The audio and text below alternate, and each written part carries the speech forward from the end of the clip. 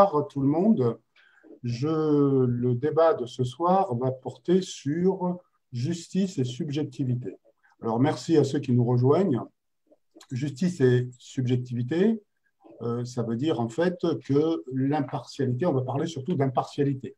L'impartialité désigne l'absence de parti pris, de préjugés, de préférences et d'idées préconçues. Et quand cela s'applique à un juge, eh bien, cette impartialité constitue un principe procédural qui assure au justiciable le droit à ce que sa cause soit entendue par un tribunal indépendant et impartial. Le juge doit donc s'abstenir de tout favoritisme. Il ne doit avantager aucun des plaideurs et ne doit statuer au profit de l'un d'eux pour d'autres raisons que celles qui déterminent le bien fondé de ses prétentions. Autrement dit, un juge impartial est un juge qui fait preuve d'objectivité, de neutralité, gage de sa crédibilité. Or, nous sommes souvent confrontés dans le cadre de nos associations à des décisions qui sont écrites, qui disent par exemple il ne faut pas séparer un enfant de sa mère pendant les premières années de sa vie. Il s'agit en fait d'une discrimination de fait fondée sur le genre. Lorsque la mère, dans la même période, décède, on ne se pose pas la question de savoir qui va s'occuper de l'enfant. Ipso facto, c'est le père qui va prendre en charge l'enfant. On va aller plus loin. On a un magistrat qui a écrit des livres, qui se reconnaîtra peut-être, un livre qui s'appelle « Violence conjugale et parentalité » et qui écrit en sous-titre « Protéger la mère, c'est protéger l'enfant ». Or, là, c'est une prise de position, c'est une prise de position par rapport à la situation de la mère et du père, et ça semble assez intolérable. Je vais citer ensuite l'article 828, les articles 828 à 842 du Code judiciaire. Par principe, tout juge qui connaît une cause de récusation a l'obligation de se déporter volontairement. Et on se rend compte que ce n'est pas toujours le cas. Donc, voilà, j'ai introduit le sujet. Je vais passer la parole à Maître Thomas Tapiero, qui est avocat au barreau de Marseille, qui va nous donner son avis sur ce débat qui est justice et subjectivité. À vous, Maître. Merci beaucoup. En direct de Marseille, effectivement, je m'inclus dans ce débat, justice et subjectivité, qui est un vaste débat. Un vaste débat et à travers ce débat, il ne faut pas oublier qu'il y a la souffrance de familles au sens large, de pères, de mères, d'enfants. Et c'est pour ça qu'aujourd'hui, je me permets de prendre la parole et d'intervenir dans votre débat public. C'est d'une grande violence. Il y a une grande violence. Je ne suis plus coutumier des juridictions répressives, correctionnelles, cours d'assises, mais néanmoins, je suis amené à intervenir sur le cas de droit de la famille assez sensible depuis ces dernières années. On a une violence sans nom. Et c'est pourtant du droit civil, et c'est pourtant du droit de la famille, mais dans les audiences de droit de la famille, comme on le dit devant les juges aux affaires familiales, il y a une véritable souffrance, il y a des véritables non-dits, et il y a une véritable violence de ces audiences. Vous parlez de subjectivité, vous parlez d'impartialité, évidemment que c'est l'office du juge. Et ce n'est pas le seul office qu'il a. Évidemment qu'il doit être impartial, évidemment qu'il doit faire respecter les grands principes, notamment le principe du contradictoire. Mais l'article 66 de la Constitution, qui est au sommet de la pyramide des normes, veut que le juge, l'autorité judiciaire, soit la gardienne des libertés fondamentales. Et parmi les libertés fondamentales, il y a évidemment le droit à la vie privée, au respect de la vie privée et familiale. Vous citez un livre, j'ai envie de vous citer immédiatement une décision qui a été rendue par la Cour de cassation, la Chambre civile, la première Chambre civile, le 29 novembre 2017, qui affirme que l'intérêt de l'enfant nécessite, commande qu'il soit en lien avec ses deux parents. La problématique qui nous occupe aujourd'hui, la subjectivité, oui.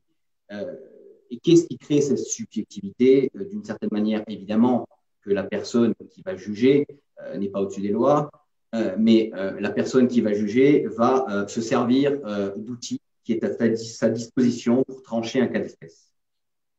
Et ces outils, à mon sens, sont incomplets. Il y a une véritable carence législative sur les pouvoirs qui sont du juge aux affaires familiales pour trancher certaines situations, et par réflexe, il prend certaines décisions qu'il, peut-être dans son fond intérieur, admet lui-même comme n'étant pas suffisamment satisfaisantes. Mais il faut trancher. Il y a énormément de cas à traiter. Les juridictions sont surchargées, les moyens de la justice manquent. Alors, je ne dis pas qu'il faut trouver des excuses quand on prend des mauvaises décisions, quand on manque d'impartialité en pleine audience. Ça ne fait pas légion, mais ça arrive. Voilà. Il faut être en mesure de se rendre à l'évidence, les moyens manquent et quand la loi ne régit pas suffisamment bien les choses ou ne donne pas des outils suffisants, il y a une trop grande marge à la subjectivité et à l'interprétation des situations. Par exemple, prenons un cas comme les points rencontres. Bon, qu'est-ce qui est le plus austère pour un enfant que de se rendre dans un point rencontre pour rencontrer son parent, qui est très souvent éloigné à des dizaines de milliers de kilomètres, voire centaines de kilomètres. Voilà. Qu'est-ce qu'il y a de plus austère que rencontrer son enfant, la chair de sa chair, dans un point rencontre? Alors, les familles en apprécient, hein, évidemment, mais voilà. Il y a des outils de cette nature qui ne sont pas suffisants et les critères d'interprétation de chaque situation ne sont pas suffisamment adaptés au cas d'espèce. Il y a des situations en France qu'on dénonce. Alors, je ne suis pas forcément en faveur de toutes les interprétations, notamment par rapport au syndrome d'aliénation parentale, mais il est vrai que dans les conflits de couple, le réflexe, ça va être quand même de vouloir déverser dans les premiers temps au moins des relations et dans certains couples de se déverser la haine du parent sur l'autre. Voilà. Et en France, bon, tout récemment, hein, le gouvernement s'est prononcé là-dessus. Le syndrome d'aliénation parentale qu'on évoque souvent, à tort ou à raison, je ne suis pas là pour prendre position directe sur ce syndrome-là, mais on le rejette. On le rejette. Maintenant, ce que je constate, c'est que quand c'est la guerre entre les parents, l'enfant qui est au milieu, il est pris entre deux feux. Il est pris entre deux feux et à mon sens, les juges en France ne sont pas suffisamment armés pour prendre et protéger l'enfant quand il est confronté à ce genre de situation. Et c'est bien ça que je dénonce. Qu'on l'appelle aliénation parentale, qu'on l'appelle conflit de loyauté, on l'appellera comme on veut. Quand il y a un enfant qui souffre et que les décisions qui sont rendues sont systématiquement mauvaises et ne vont pas dans le bon sens, ça, on peut le dénoncer. Bien, merci. Je vais passer la parole à Olivier Guerrier, qui est vice-président de l'association. Merci beaucoup. Oui, je pourrais aller dans le sens de Maître Tapiro. Moi, j'ai une chose à dire concernant, effectivement, pour se polariser, par exemple, sur ce point rencontre. Alors, outil défaillant, vous parliez d'austérité pour les enfants, c'est parfaitement vrai. Mais étant donné, enfin, sauf évidemment les cas où les points rencontres sont, disons, le fait d'un principe de précaution légitime. S'il y a vraiment des violences physiques qui ont été constatées, là, dans ce cas-là, il y a une précaution nécessaire. Le problème, c'est qu'ils sont employés un peu à eux et à dia, hein, avec des gens qui, bien souvent, ne se sont pas montrés violents et qui, du jour au lendemain, sont en quelque sorte déchus de parentalité. Moi, je parle là des parents. Et donc, c'est aussi le regard des enfants qui se porte sur un parent de ce type-là, qui se retrouve du jour au lendemain, passant de chez lui où il était en ménage et père ou mère d'ailleurs, hein, dans une espèce de situation totalement dégradante ou dégradée, hein, une sorte de parent à bas prix, je ne sais pas comment exprimer ça. Bon, c'est un outil finalement qui est infamant. C'est quelque chose qui est infamant. Et on comprend à partir de là, si vous voulez, que ça puisse contribuer à l'exclusion. C'est ça qui est merveilleux. C'est-à-dire que l'outil judiciaire lui-même participe de l'exclusion d'un parent parce que pour se relever du point de vue procédural, mais plus encore peut-être du point de vue du regard des enfants, de ce type finalement de jugement, parce que l'enfant a tendance, plus il est petit, plus il va se dire ah bah si papa et maman se trouvent là, c'est qu'il y a une bonne raison. Donc, c'est absolument terrible. C'est une espèce de mécanique infernale qui s'enclenche, dont il est difficile de sortir, sans compter que, du point de vue simplement de l'humanité, vous parliez de violence, là, on est vraiment dans une forme de violence très forte. Il n'y a pas besoin d'aller au pénal ou aux assises pour voir ça. On est dans des procédures civiles parfois extrêmement basiques et lambda, où on assiste à cette espèce de déchéance humaine absolument insupportable, qui est un anti-humanisme de mon point de vue total. Alors, on parlera peut-être de la subjectivité un peu plus tard, mais voilà, moi, je voulais rebondir sur ce que vous avez dit, que je partage évidemment. Très bien. Moi, je rappelle quand même que parmi les mesures que nous avions préconisées à un syndicat de magistrats et qui ont été remises à différentes personnalités, dont à l'Élysée, nous avions préconisé notamment le filmage des audiences en cabinet. Et qui est que j'avais, lorsqu'on avait eu une audience avec Olivier au niveau de la chancellerie, on leur avait même dit, même s'il y avait une caméra factice, je pense que les juges auraient un comportement différent. Certains juges, malheureusement, alors il y a des juges qui sont excellents. Par contre, on tombe sur certains juges qui sont carrément odieux. Et ça, c'est une réalité. Ils sont violents et odieux. Et en plus, ça se sait dans les couloirs des tribunaux. Les avocats le disent. Tel juge, il vaut mieux pas tomber dessus. Je passe la parole à Stéphane Lambert, président de l'équité parentale. Oui, bonjour à tous. Je vois que M. Gérard Poussin, fondateur des points rencontres français, a aujourd'hui les oreilles qui sifflent. Moi, j'avais eu l'occasion de l'interviewer pour la radio. Et les points rencontres, en fait, se placent dans une vision historique. On se rend compte, en fait, de la désuétude et de la pauvreté de l'approche de la résolution des conflits familiaux. C'est qu'ils ont été mis en place il y a une trentaine d'années pour pouvoir gérer les parents qui s'entretuaient, qui se déchiraient pour avoir leurs enfants, pour avoir le regard de leurs enfants, devant une institution qui était médusée et qui, en fait, était surpris de constater les comportements qui entraînaient la résolution des affaires familiales. Donc, ce monsieur qui est psychologue, qui est expert à la Cour d'appel de Grenoble, a lancé des associations pour mettre en place des points rencontres, pour essayer de garder. Il était plein de bonne volonté, ce monsieur.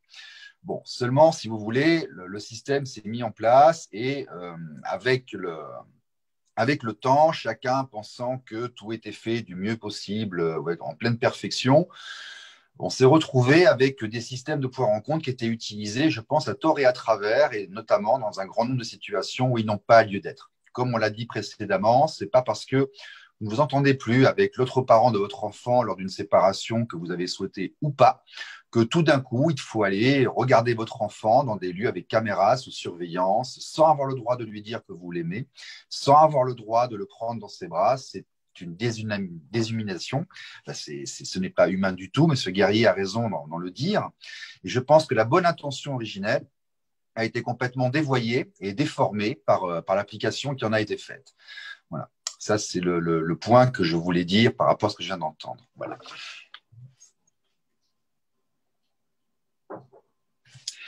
Est-on vraiment sur Facebook, Claude? Je ne sais pas. J'ai lancé, on verra. De toute façon, on a enregistré, on passera après. Donc, merci Stéphane. Moi, je voulais quand même souligner, avant de passer la parole à Ricardo, je voulais quand même souligner quelque chose, c'est qu'aujourd'hui, il y a des actions qui sont menées par des groupes néo-féministes. Alors, on n'a rien contre les femmes, sachant que dans l'association, on a 86% de femmes qui suivent notre association. Mais il y a des groupes néo-féministes, et pas que. Il y a des associations qui sont très proches du pouvoir, qui demandent aujourd'hui qu'on annule le délit de non-représentation d'enfants.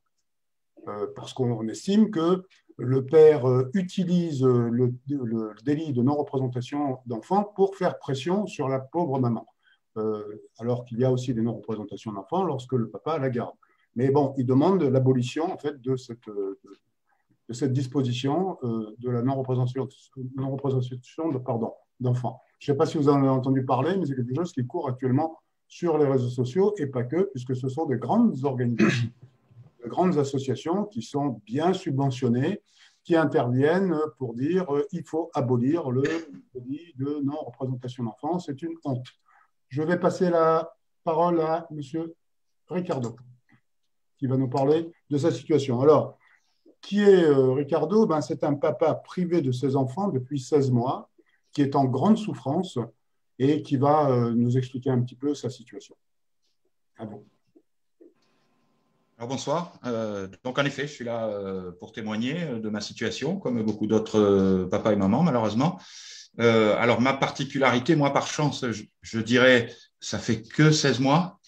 Ça fait que 16 mois. Je vois des cas terrifiants où ça dure des années, où ça dure 15, 16 ans. Mon témoignage ne sera pas exceptionnel à ce niveau-là, mais enfin 16 mois, ça semble une éternité. Parce que moi, il ne s'agit pas de 16 mois sans garde de mes enfants. Il ne s'agit pas de 16 mois sans visite de mes enfants. Il s'agit de 16 mois sans le moindre contact avec mes enfants et pour ainsi dire sans la moindre information. Je sais aujourd'hui dans quelle ville ils vivent et rien de plus. À l'insu de votre volonté. Mais absolument, je ne vis que pour ça depuis 16 mois. J'ai démissionné de mon emploi pour me rapprocher de ces enfants dont on voulait me couper. Je me retrouve aujourd'hui en plein confinement. Je me suis retrouvé finalement contraint de demander le RSA. Enfin voilà, pour finir sur ma situation, je me suis retrouvé il y a quelques mois donc avec un cancer qui m'était déclaré. Voilà, ma situation aujourd'hui est, j'ai l'impression complètement consécutive à cette privation tout à fait brutale et arbitraire de mes enfants et à tous mes efforts. J'ai l'impression d'avoir vécu que pour ça, quoi. Je ne voulais pas, c'est pour ça que 16 mois, c'est une éternité. C'est une éternité. Un jour, c'est une éternité. Un jour. Quand on sent que c'est ça qui est en train d'arriver.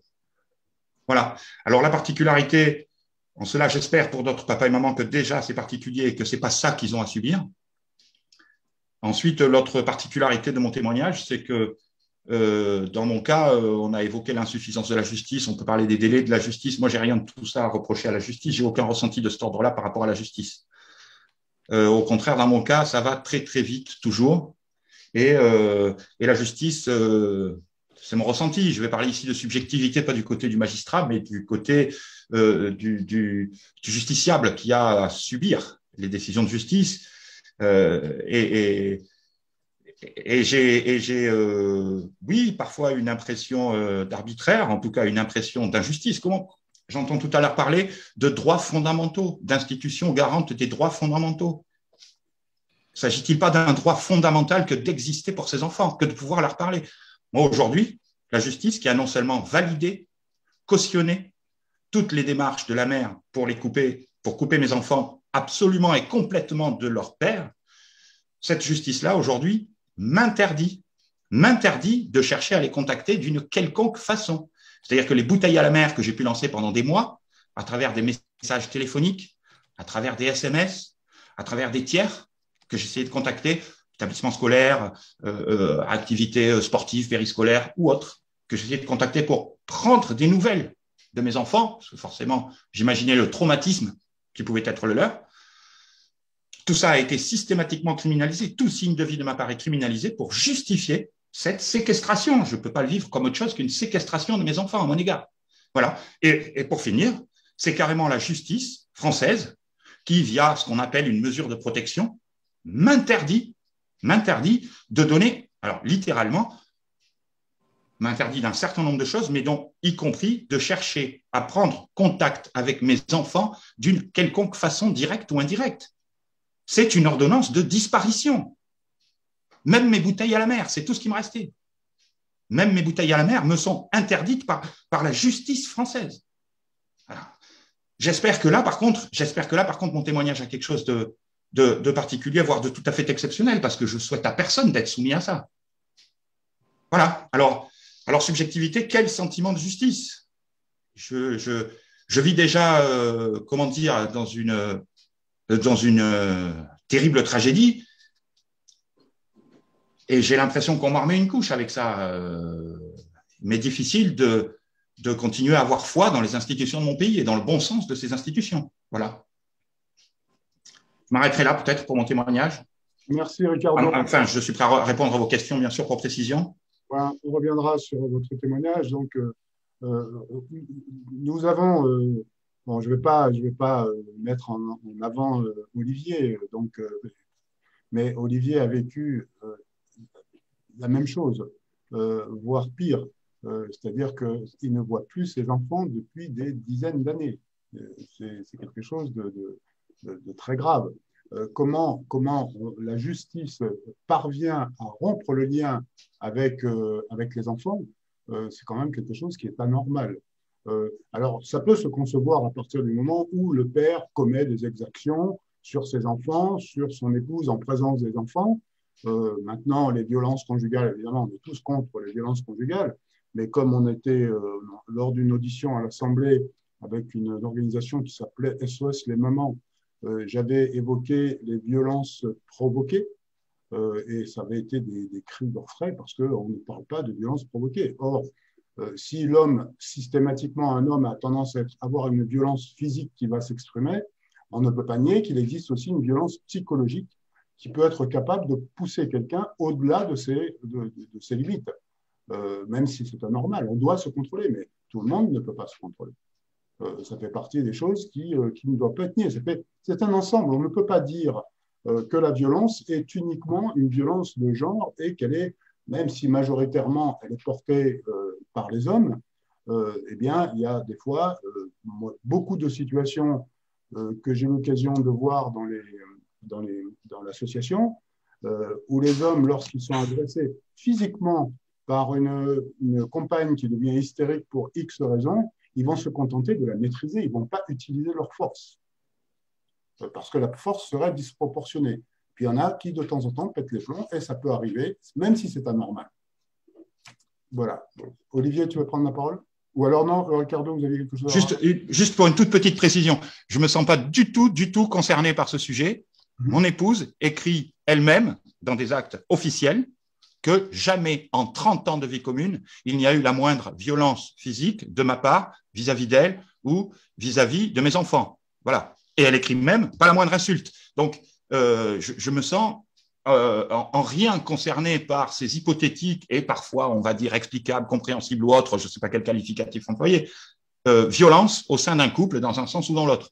Ça ne concerne pas du tout mon affaire et en aucun cas, on ne peut présupposer ce genre de choses pour essayer de trouver une justification à l'effroyable réalité qu'on nous impose et que la justice de notre pays nous impose à mes enfants et à moi. Oui, tout à fait. Mais bon, moi, j'ai ouvert cette parenthèse, mais bon, il est vrai que c'est d'autant plus incompréhensible que vous n'avez jamais commis d'acte de violence sur votre ex-conjointe et sur les enfants. Olivier, tu veux parler? En l'occurrence, moi, je ne veux pas du tout parler de mon cas, mais quand tu l'as évoqué, ça va faire 8 ans très exactement. Hein. Mais moi, ce qui m'intéresse effectivement, c'est qu'on voit bien qu'il n'y a pas besoin, il n'est pas besoin qu'il y ait la moindre violence attestée pour que l'on subisse une sorte d'opprobre.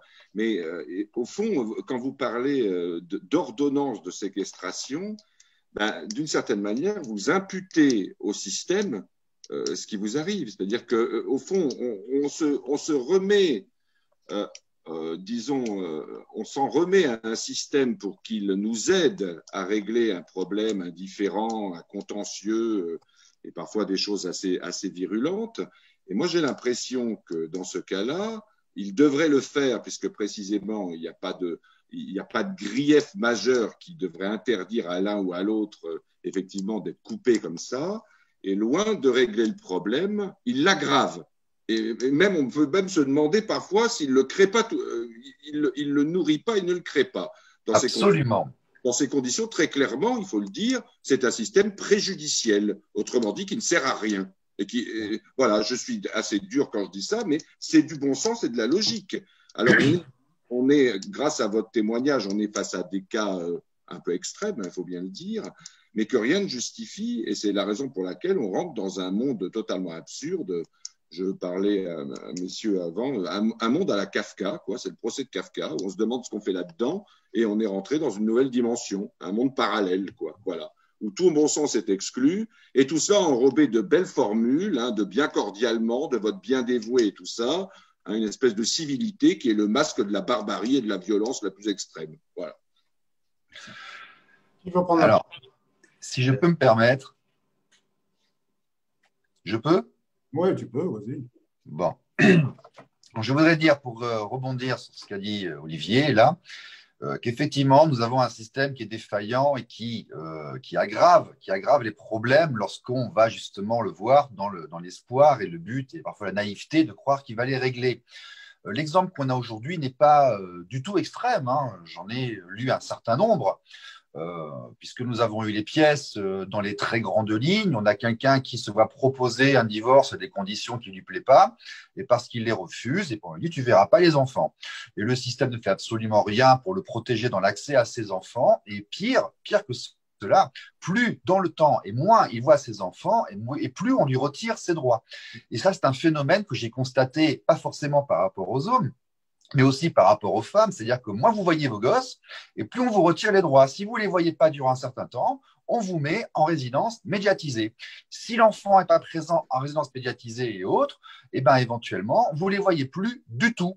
Et puis, si jamais il y a un des parents qui ne veut pas que l'autre les voie, on demande des experts, et puis pendant des experts, on sait que ça en a pour 1 an à faire une expertise, on sait qu'elles sont extrêmement aléatoires, si ce n'est biaisé de manière idéologique, et se créent des espaces de temps de 6 mois, 9 mois, 1 an et demi, où on ne voit pas les enfants. Et comme on ne les voit pas durant 1 an et demi, et ben on les voit ensuite encore moins. Bon, c'est extrêmement commun, ça marche souvent comme ça. Donc, il y a 2 problèmes dans ce cas-là. Le problème, si on parle de nos droits, c'est l'article 1 de la Constitution française qui indique qu'il y a égalité devant la loi. Donc, je suis désolé, une fois passés les besoins fondamentaux, nous devrions, monsieur et madame, être traités de la même manière par l'institution. Le second problème, c'est que nous avons une institution qui, par habitude et désuétude, a des pratiques auxquelles elle s'est habituée, qui en fait aggravent les problèmes qu'elles sont censées résoudre. Voilà. Donc ça, on a ces 2 points-là qu'il faudra résoudre. Et tant qu'on ne les résoudra pas, je pense que nous continuerons à nous lamenter sur des cas comme celui d'aujourd'hui, qui malheureusement nous ont quasiment tous touchés ici, de près ou de loin, et qui continuent de meurtrir la société. Merci Stéphane. Maître Tapiro. Oui, alors face à tout ça, face à la carence donc qu'on évoque tous et cette souffrance qui est en latence, bon, écoutez, quand je réfléchis à la situation en fonction de chaque cas, hein, qui est évidemment chaque cas d'espèce, on parle de la situation dramatique vraiment de M. Fernandez, mais quand on réfléchit un petit peu, on voit que beaucoup de décisions sont prises, bien sûr, par la subjectivité. Alors, chacun a la sienne, évidemment, chacun a son appréciation de chaque cas d'espèce. Il y a l'émotion qui guide aussi, il y a beaucoup la médiatisation, il y a l'air du temps. Je vous invite vraiment tous vos auditeurs à lire un magnifique livre qui a été écrit par un confrère, coécrit, qui s'appelle La dictature de l'émotion, voilà, de 2002. Bon.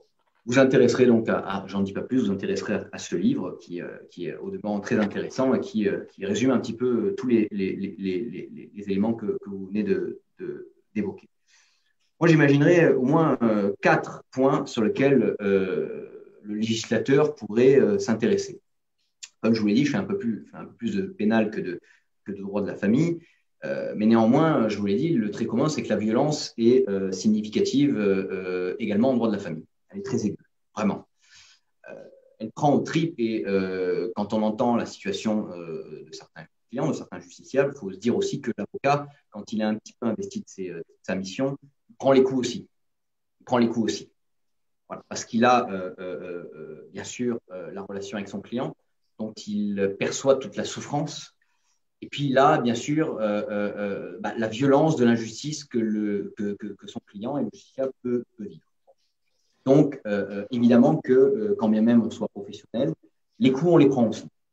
Et les situations d'audience très désagréables qui frôlent l'incident, on les vit aussi. Alors, évidemment, on peut réfléchir et on peut dire, c'est bien de parler de souffrance, c'est bien de dire tout ça, mais il faudrait envisager aussi des solutions. Alors, les solutions pourraient être, tout d'abord, que dans la loi, il soit écrit un principe comme l'équivalent de l'article préliminaire du Code de procédure pénale, mais version famille. Un article qui serait créé et qui voudrait faire du principe que le lien avec les 2 parents soit maintenu et que très exceptionnellement, on en vienne à une rupture de ce lien par suspension de l'autorité parentale, de l'exercice du droit de visite, etc. Donc, il y a un article dédié qui puisse être écrit dans la loi. Ensuite, La présomption de résidence alternée, en fait. alors, vous appelez ça comme vous voulez. Moi, je verrais que ce serait un pendant, comme le Code de procédure pénale où on parle de la présomption d'innocence voilà, dans l'article préliminaire. Moi, je verrais ce pendant-là dans le Code civil. On a une inflation législative. Je crois qu'un article de plus, un article de moins, ça va mieux en le disant, en gros. Ensuite, je serais pour que le juge aujourd'hui, le juge aux affaires familiales, a des compétences énormes depuis 2010 et les réformes successives. Je serais que pour que l'ordonnance de protection ne soit possiblement rendue que par un juge dédié à cette ordonnance-là et que ça sorte de la compétence du juge aux affaires familiales. Ensuite, je serais pour qu'il y ait des protocoles systématiques dans les divorces où il y ait un process qui veut que dans tous les cas où il y a des enfants, sauf cas bon, il n'y a pas forcément d'accrochage particulier dans le couple, mais qu'il y ait une enquête sociale qui soit diligentée immédiatement. Voilà. Dans tous les cas de divorce où ça remue, où il y a Elles ne sont pas fiables. Probablement, mais ça devrait être des process d'automaticité. Ça devrait être automatique. Une enquête sociale automatique. Les parents, on perd un an. C'est pas On l'expertise. perd un an et elles ne sont pas fiables. Ça peut aller très vite. Vous savez, quand on fait un débat de la liberté devant un juge de la liberté, elle est faite dans l'heure avant de passer à la sortie d'une garde à vue. Alors, oui, mais l'expérience montre que l'enquête sociale, à tout moment, est diligentée. Elle arrive ensuite. Il se passe entre 6 mois et 1 an. On peut, à mon sens, quand on veut, on peut, et quand on veut accélérer les choses, on le peut. Ça se peut sur le version répressif, ça le peut aussi dans des situations graves, à mon sens, sur le volet droit de la famille. Et enfin, je suis pour que systématiquement, dans les audiences au sens large qui concernent un couple qui a des enfants, que systématiquement, il y a un avocat de l'enfant qui soit désigné pour les enfants. Je suis pour ces 4 mesures. Alors, le législateur peut s'intéresser à ces questions, mais je pense que ce serait de l'ordre de peut-être des idées qui permettraient de mettre un certain nombre de pare-feux et pour éviter certains abus. Parce qu'aujourd'hui, le procès civil, c'est quand même la chose des parties. Et à la fin, ça vient 2 parties qui présentent leur cause devant un juge. Et le juge, en réalité, le mouvement du droit de la famille a voulu que le juge se désengage et laisse la main, en gros, aux parties et à la famille. Et c'est ce double mouvement où le juge est prépondérant dans les décisions, mais avec des mauvais outils, et en même temps, toutes les parties qui apportent quelque part les éléments et qui veulent tirer la couverture à eux, qui créent ces dysfonctionnements. Voilà. Chacun a son appréciation, évidemment. Est-ce que vous ne pensez pas qu'une formation collégiale serait nécessaire? Ah oui, complètement, comme en correctionnel, évidemment. Évidemment. Une collégiale, évidemment. D'accord. Il y a un autre problème soulevé tout à l'heure par Stéphane. C'est vrai que le problème des enquêtes sociales réalisées par des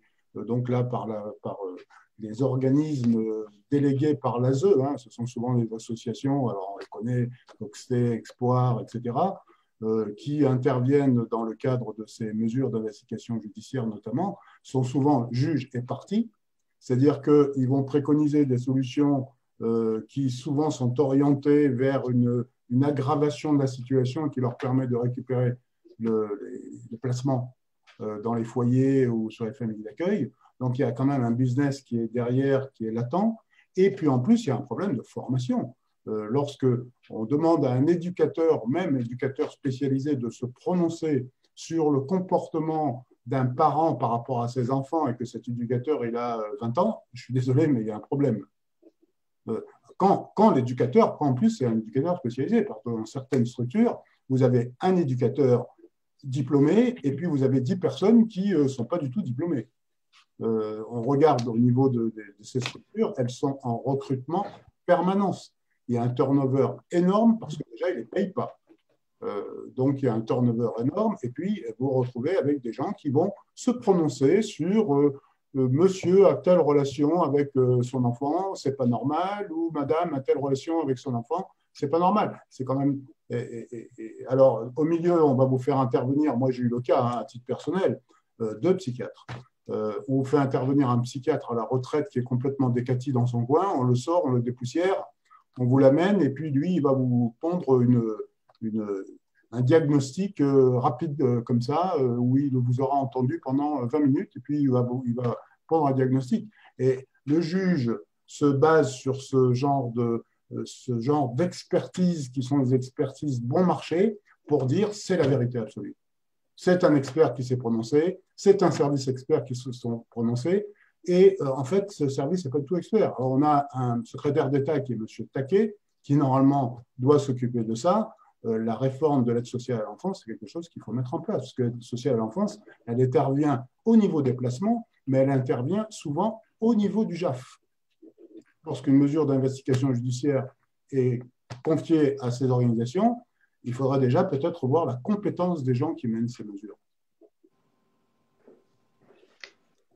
Quelqu'un veut la parole? Alors, petite parenthèse, je ne sais pas si on est en live. Je viens de relancer un live. Je ne sais pas si on est en live, mais enfin, peu importe. L'enregistrement, j'enregistre la séance et puis on la rediffusera après. Ricardo? Ouais, moi, je peux intervenir rapidement sur les enquêtes sociales, juste pour signaler, puisque je suis là pour témoigner de mon cas, que dans mon cas, les enfants n'ont jamais été entendus seuls, alors par un quelconque acteur de la justice, qui pourtant ont été plusieurs à se prononcer, n'ont jamais été entendus, et que par ailleurs, même par des tiers, donc on parle de l'ASE ou qu'il s'agisse d'autres tiers, on va dire, qui peuvent être impliqués, pour autant que moi je puisse le savoir, puisque bien entendu je n'ai plus aucun contact ni aucune information, pour autant que je puisse le savoir, c'est-à-dire à travers les pièces produites en justice, mes enfants n'ont jamais été entendus hors la présence de la mère. Jamais. Il n'y a pas une pièce. Voilà.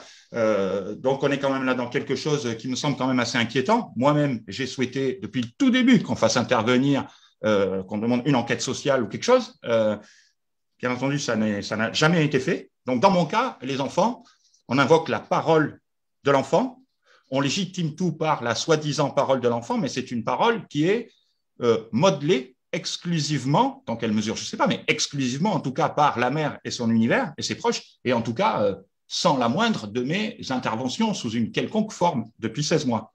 Voilà pour ce premier point-là. Donc oui, quand même, tout ce qui peut contribuer à entendre si possible, la réalité du ressenti et de la vie de l'enfant, ça me semble assez souhaitable, et indépendamment après des lacunes qu'on peut trouver en plus dans les organismes qui pourraient intervenir. Ouais, juste un tout petit point. Oui. Je vous interromps. En fait, ce qui serait nécessaire, c'est qu'il y ait davantage d'équité dans le traitement des parties. Qu'effectivement, cette équité soit réelle et qu'on écoute autant le père que la mère. Les enfants. Et les enfants, bien sûr. Là, dans mon cas, moi, j'ai l'impression qu'on n'entend que la mère. Des fois avec la voix des enfants, mais que la mère. Très souvent. Donc, forcément, on n'est pas à l'abri, comment dire, d'une situation qui dérape. Voilà. Surtout si on le prend pour argent comptant. Maître Tapiro, à vous.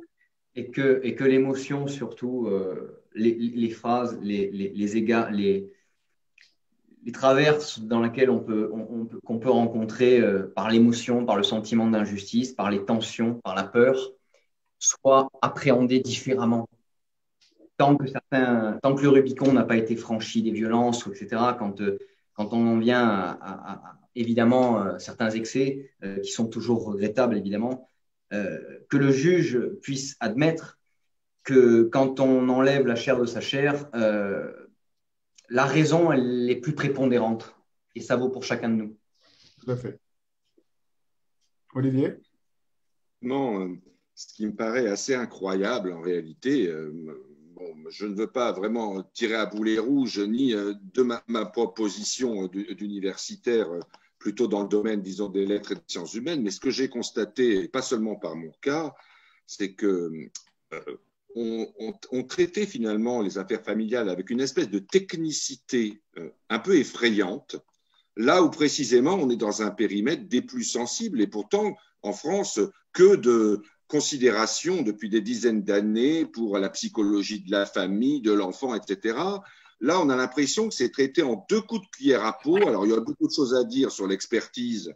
En effet, où c'est quand même un peu la cour du roi Péto, il faut bien le dire, hein, c'est vrai, c'est-à-dire que le pouvoir a voulu se légitimer par un savoir, mais ce savoir fonctionne extrêmement mal d'une manière générale. C'est effectivement des psychiatres, par exemple, qui rendent des avis médicaux n'importe où ailleurs, on pourrait les envoyer au Conseil de l'ordre, là ils sont couverts par le juge, enfin c'est vraiment du n'importe quoi. C'est même un peu se foutre de la gueule des autres périmètres, il faut bien le dire, hein, d'une certaine manière. Bon, heureusement qu'il y a certains avocats pour vous accompagner, pas tous, il faut bien le dire, parce qu'eux aussi sont épouvantés et finissent par plier, parce qu'il y a une espèce de force d'inertie qui s'exerce, qui fait que malheureusement comme Ricardo, comme nous autres, on est dans la mauvaise case au départ, eh bien on est victime de tout le système qui vous tombe dessus, et que loin de pouvoir appeler à l'aide, à une forme d'équité, d'une certaine manière, il y a une espèce de manière de trancher dans le lard, et donc d'exclure. Moi, j'ai eu coutume de dire que l'intérêt des enfants de ce point de vue-là, c'est un véritable rideau de fumée, c'est un chiffon rouge. Avant toute chose, c'est l'intérêt du système qui compte. Voilà. Bon, je suis un peu virulent parce que ça éveille des choses, c'est l'émotion, comme dit M. Tapiero. Mais enfin, bon, je parle encore une fois de cas extrêmes, tout en sachant que malgré tout, il y en a qui sont quand même résolus correctement, fort heureusement. Alors moi, je vais ouvrir une petite parenthèse. Je tiens à remercier, donc on parlait effectivement de choses qui étaient un peu subjectives et un petit peu en dehors des clous.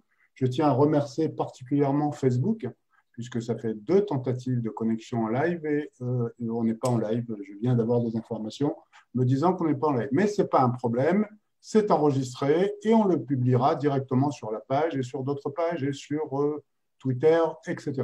Voilà. Je tiens quand même à remercier Facebook. Je pense qu'ils ont eu des instructions. Ce n'est pas surprenant. C'est un complot. Non, ce n'est pas un complot, mais enfin, tu sais, tu connais l'histoire. Attends, tu sais que moi, je vois mes vues de podcasts, des émissions de radio baisser. Elles montent, elles baissent. Elles remontent encore. Visuellement, je les vois baisser. Donc, j'ai moins de vues que le nombre de gens réels qui viennent voir mes émissions. Moi, je n'ai pas oublié, lorsqu'on avait le compte Twitter de l'association au départ, qu'on avait fait un dessin de Marlène Schiappa tournant autour d'un bocal en poisson rouge et chaque virage, il disait « Oh, un homme, quelle horreur !» Le compte Twitter a été suspendu, mais ça fait, il a été terminé. Donc, bon, est-ce que je peux rebondir sur quelques statistiques? Vas-y. Alors, on va les rappeler, elles sont visibles sur le site de l'association et sur le blog. 20% des papas perdent le lien avec leurs enfants après leur divorce. C'est officiel. 40% des enfants de moins de 25 ans issus d'une union rompue ne voient leur père que rarement ou jamais, contre 15% pour la mère.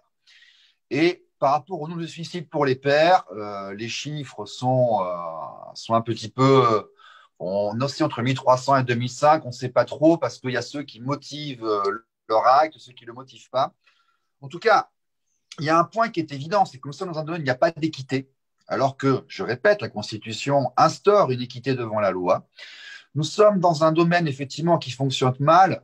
Je rebondis encore sur l'interview de Gérard Poussin qui nous explique que à 170 € l'expertise psychologique, il y a assez peu de candidats. C'était confirmé par Mme Dominique Mas, qui est experte à la Cour d'appel de Saint-Denis à La Réunion, qui passera vendredi prochain et celui d'après, qui d'ailleurs nous disait qu'ils avaient eu un scandale à La Réunion dans tous les journaux parce que les experts psychologues faisaient des copier-coller. Et donc, on se retrouvait avec 20 ou 30 expertises psychologiques qui étaient absolument identiques, sauf le nom et le numéro de dossier qui était au-dessus. Alors, c'est tellement fiable tout ça, ça marche tellement bien que, par contre, moi, je ne demande pas plus de justice, je demande moins d'institutions.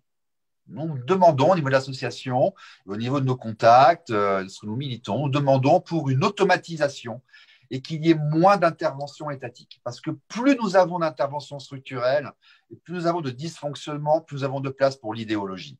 C'est-à-dire qu'en fait, quand on fait un enfant, quand on se sépare, ça devrait être comme en Europe du Nord, on garde le lien avec son enfant, sauf s'il est démontré qu'on est dysfonctionnant. Et ce n'est pas à nous de démontrer qu'on n'est pas dysfonctionnant, on est présumé comme ne l'étant pas.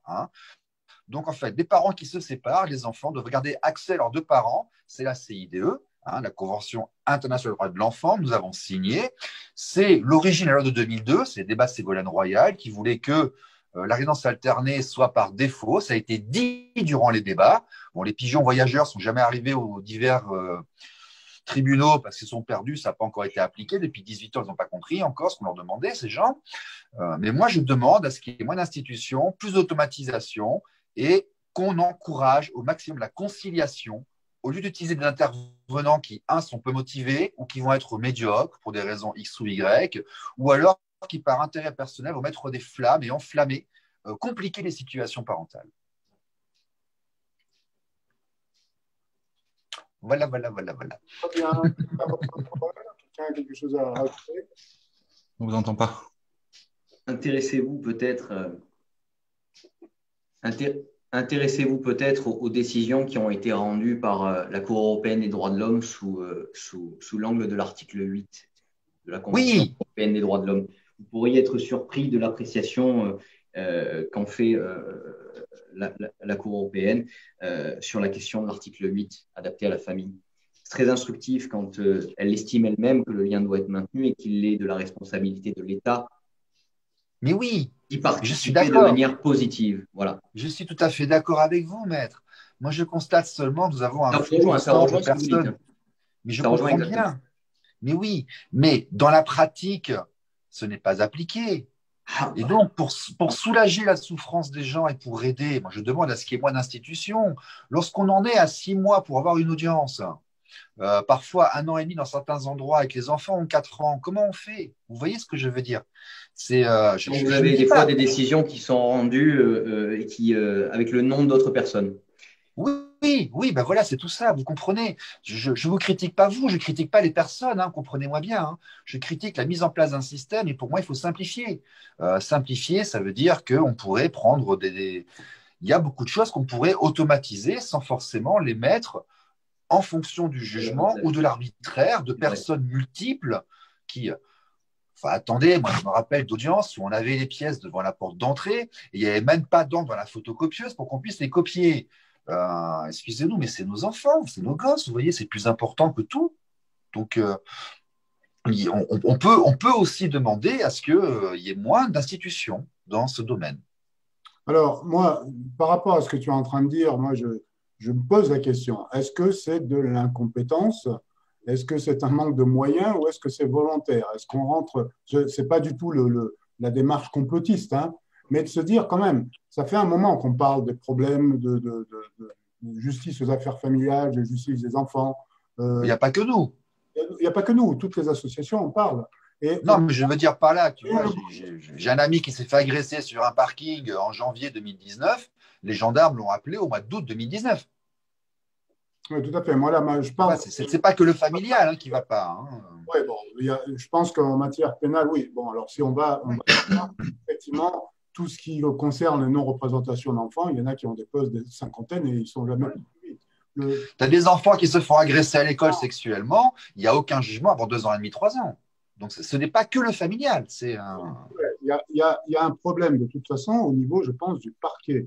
Parce que l'opportunité qu'a le magistrat du parquet du classement sans suite, pour moi, est aberrant.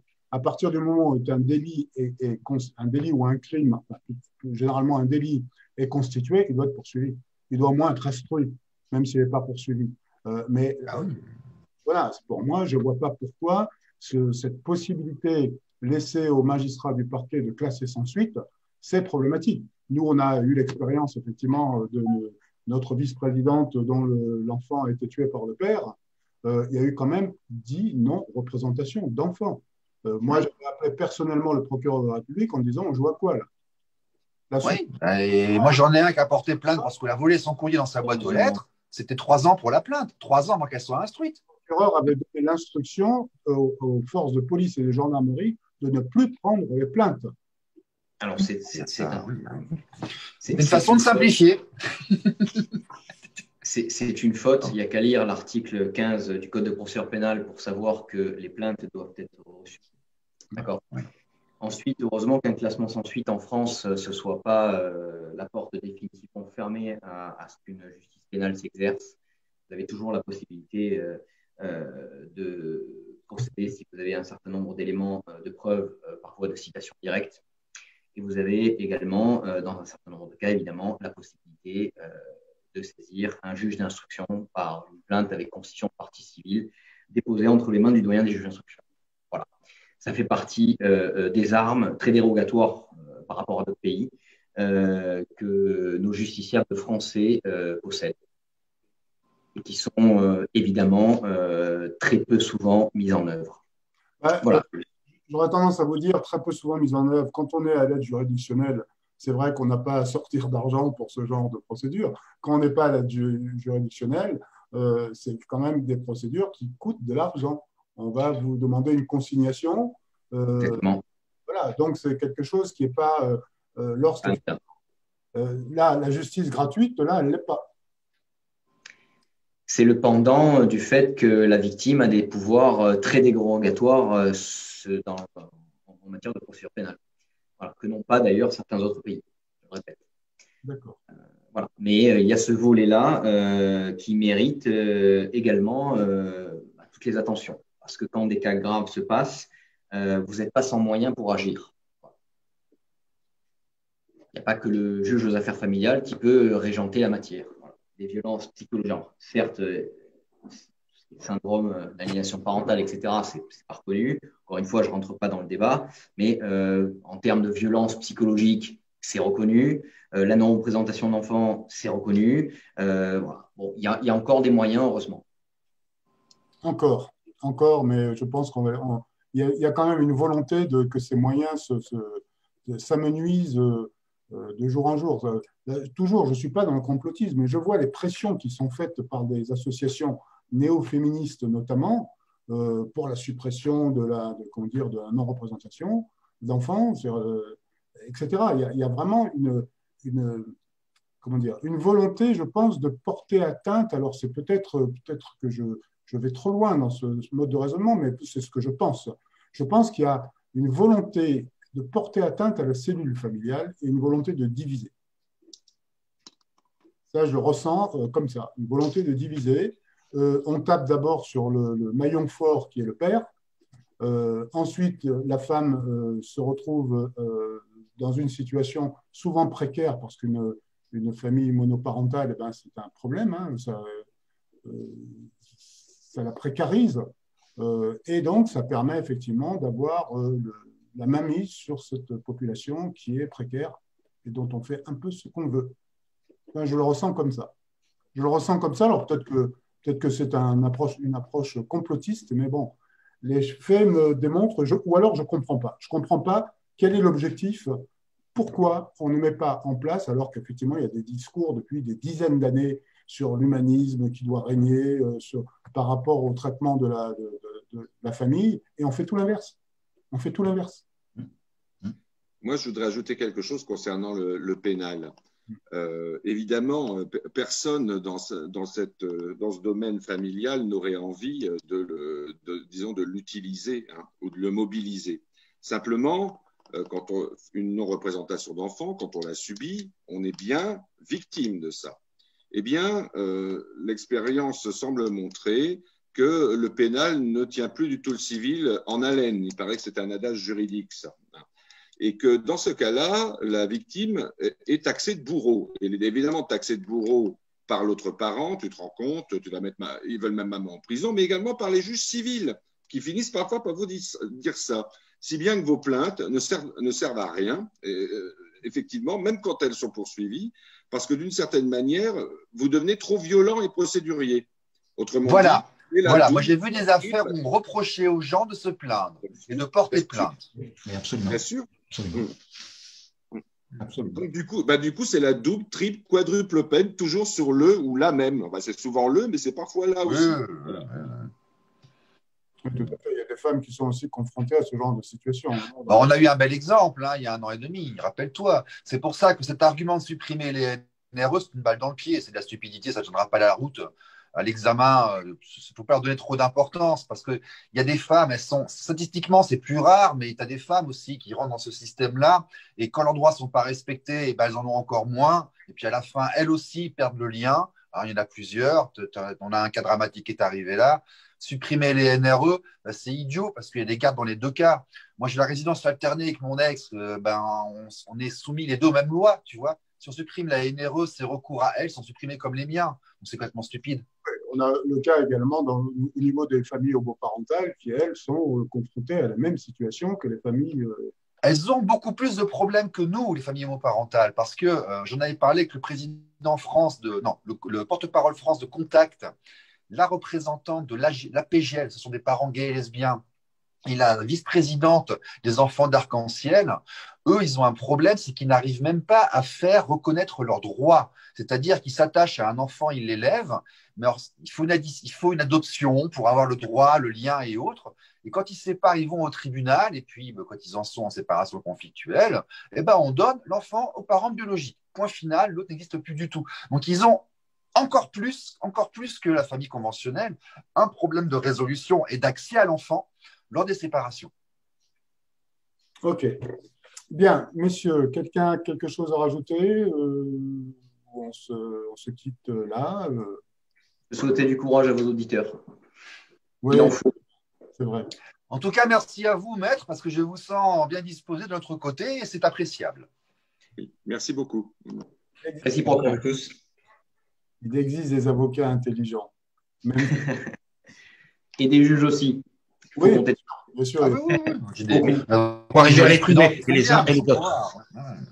Oui, il y a des juges très bien, ça c'est certain.